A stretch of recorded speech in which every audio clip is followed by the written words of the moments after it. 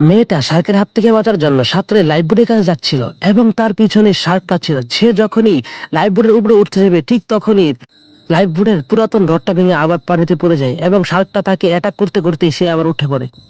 শার্কটা মেয়েটাকে খাওয়ার জন্য আগ্রহ চেষ্টা করছিল, কিন্তু মেয়েটা অবশেষে সেফে পৌঁছে যায় সে লাইফবোটের কাছে। সে খুঁজছিল সিগন্যাল গান। সে যখনই সিগন্যাল গানে ঢেকে খুলতে যাবে ঠিক তখনই তার ইমোগুলো পানিতে পড়ে যায় এবং শুধু গানটা তার হাতে থাকে। সে একটা ইমো পানি থেকে তুলে গানে লুট করে সে উপর দিকে মারে, কিন্তু ব্যর্থ হয়ে যায়। সে অনেকটা নিরাশ হয় এবং সে আবার ডুব দিয়ে সেই গানগুলো নেয়। একের পর এক চেষ্টা করার পরও তার প্রত্যেকটা ইমো ব্যর্থ হচ্ছিল। এদিকে শার্ক তাকে লাগাতার অ্যাটাক করতেছিল। তার গোপ্রো ক্যামেরা এবং হেলমেটটা জলের স্রোতে ভেসে গিয়েছিল সমুদ্রের তীরে।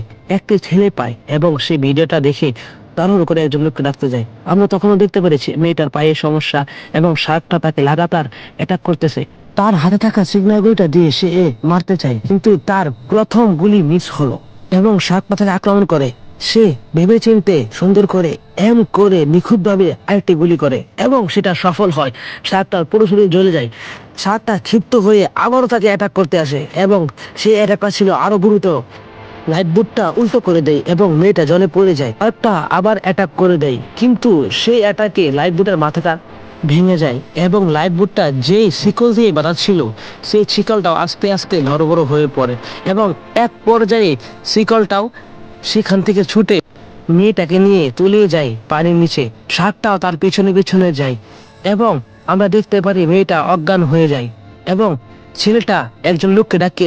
তারা দেখে মেয়েটা জলের স্রোতে ভেসে এসেছে এবং সৌভাগ্যবশত মেয়েটা জীবিত ছিল।